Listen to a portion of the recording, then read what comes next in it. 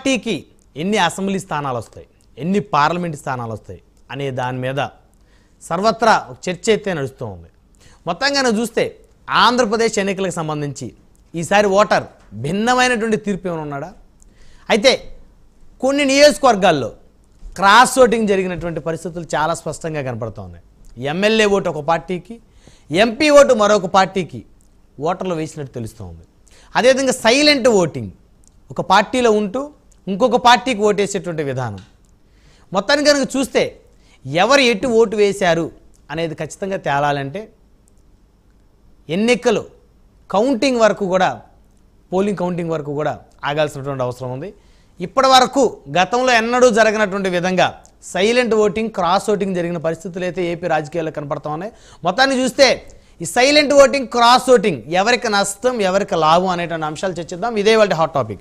ఆ టాపిక్లో మనతో పాల్గొనడం కోసం ఇక్కుత్తు నరేష్ గారు, రాజకీయ విశ్లేషకులు మనతోటి స్టూడియోలో అందుబాటులో ఉన్నారు.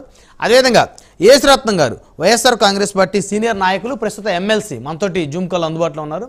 అదేవిధంగా పృథ్వీరాజ్ గారు, సినీ నటులు, జనసేన పార్టీ నాయకులు మనతోటి జూమ్ కాల్ అందుబాటులో ఉన్నారు.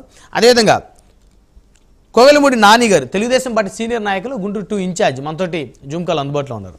రైట్, ముందుగా పృథ్వీరాజ్ గారితో మాట్లాడదాం. సినీ నటులు, జనసేన పార్టీ నాయకులు. పృథ్వీ గారు, గుడ్ మార్నింగ్ అండి. నమస్కారం అండి. అక్కడ ఉన్న ప్యానల్లో ఉన్న సభ్యులందరికీ నమస్కారం అండి. చెప్పండి. సరే, మొత్తానికి సైలెంట్ ఓటింగ్, క్రాస్ ఓటింగ్ ఏ మేరకు జరిగింది అనుకోవచ్చు? ఓటర్లు భిన్నమైనటువంటి తీర్పునిచ్చేటువంటి సంకేతాలు అయితే చాలా స్పష్టంగా కనపడతా ఉన్నాయి. సో మీరు కూడా గ్రౌండ్లో దాదాపు 3 నెలల నుంచి గ్రౌండ్లో కూడా పనిచేశారు, అనేక నియోజకవర్గాలు పర్యటించారు. ఎలా అనిపించింది? ఇది ఓన్లీ ఊహాగానాలు మాత్రం అండి. గ్రౌండ్ లెవెల్లో ఇది ఈ సర్వేలో ఎవరికి ఇష్టం వచ్చినట్టు వాళ్ళు రాసుకోవటం.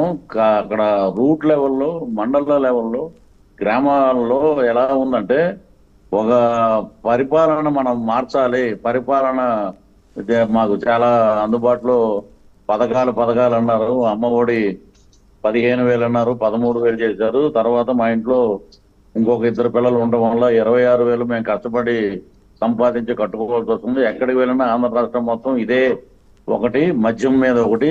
నెక్స్ట్ ల్యాండ్ టైటిలింగ్ యాక్ట్ అండి, నేను చేసాం ఒక వీడియో, అది బాగా వెళ్ళింది. ఏంటంటే ఒక దస్తావేజుల మీద మనం ఏదన్నా ఒక సెంటు భూమి కొనుక్కున్నా ఆయన ఫోటో ఉంటుంది, జెరాక్స్ కాపీ మాకు ఇస్తారు. దీని మీద రేపొద్దున మా కూతురుకు లేకపోతే కొడుకు విదేశాలకు వెళ్ళటాకో అప్పు తెచ్చుకోవాలంటే ఆ జెరాక్స్ తీసుకెళ్లి ఎక్కడ తాకట్టు పెట్టినా మాకు డబ్బులు రావు. 2 ఏళ్లలో మేము అది రెన్యువల్ చేసుకోకపోతే పక్క కోడికి రిజిస్టర్ అయిపోతుందని చెప్పి ఒక సంకేతం అయితే ప్రజల్లోకి భారీగా వెళ్ళిందండి. దీని ద్వారా ఏంటంటే ఉన్న గుడిసెలు కూడా అటు వెళ్ళిపోతాయి. ఆఖరికి మన పునాదిరాల దగ్గర నుంచి రేపు సమాధుల మీద కూడా ఆయన ఫోటోలు వస్తాయని చెప్పి ముక్త కంఠంతో. ఇక్కడ క్రాస్ ఓటింగ్ ఏమీ లేవండి, ఓన్లీ కూటమి ఓటింగ్ అండ్ గ్లాస్ ఓటింగ్. ఎందుకంటే నేను ఆ పార్టీలో ఉన్నానని అలా మాట్లాడాను అంటారు, కానీ మేము చూసాం ప్రతి నియోజకవర్గంలో 2 రోజులు ఉన్న మండల స్థాయిలో కూడా తిరిగి అక్కడ ఏంటంటే ప్రజలు ఏంటంటే ఈ ఎమ్మెల్యే మీకు ఇష్టమా, ఈ ఎమ్మెల్యే ఏ అభివృద్ధి చేశాడు, ఈ ఎమ్మెల్యే గతంలో సంపాదన ఎంత ఉంది, ఇప్పుడు ఎంత ఉంది, ఇసుక మాఫియా ఎంత దోచుకుంటున్నాడు, ల్యాండ్ మాఫియా ఎంత చేశాడు, కాబట్టి లిక్కర్ మాఫియా ఎంత చేశాడు, ఇతన్ని మనం ఎన్నుకోగలమా లేదా, ఇలాంటి ప్రశ్నలు మేము స్పీచ్ల్లో మాట్లాడుతున్నాం. ఎక్కడికి వెళ్ళినా ఒకటే స్పందన, ఈ ఎమ్మెల్యే మాకు అనవసరం అండి, మాకు పరిపాలించే ఎమ్మెల్యే కావాలి. తెలుగుదేశం కూటమికి మేము అద్భుతమైన మెజార్టీని ఇస్తాం. ఎక్కడ ఒక చోట ఏదన్నా ఉందేమో కానీ క్రాస్ ఓటింగ్ అనేది ఏదో సర్ది చెప్పుకుంటాకమాట. మొగుడు కొట్టినందుకు కాదంట, తోడుకోళ్ళు నవ్వినందుకు వచ్చిందంట బాధ అంతా, సర్ది చెప్పుకోటానికి. ఇదే 80%, 85% చరిత్రలో 2024లో ఇంత చరిత్రలో ఇదే మొట్టమొదటిసారి అండి. ఇంకొకటి బ్రహ్మనాయుడు గారు, ప్రజల్లో ఒక ఎలాంటి సంకేతం వెళ్ళిందంటే ఈసారి కానీ మరలా ఈయన వస్తే మన బతుకులన్నీ ఛత్తీస్గఢ్ అడవుల వైపు పారిపోవాలి అనేది బాగా జనాల్లోకి వెళ్ళిందండి. మరి వీరు సంక్షేమం చేసాం, అభివృద్ధి చేసాం, నోర్లేసి పడిపోవటం. ఇప్పుడు ఇంకోటి అండి, లాస్ట్ మేము ఆ వారాహి మీదే ఉన్నాం.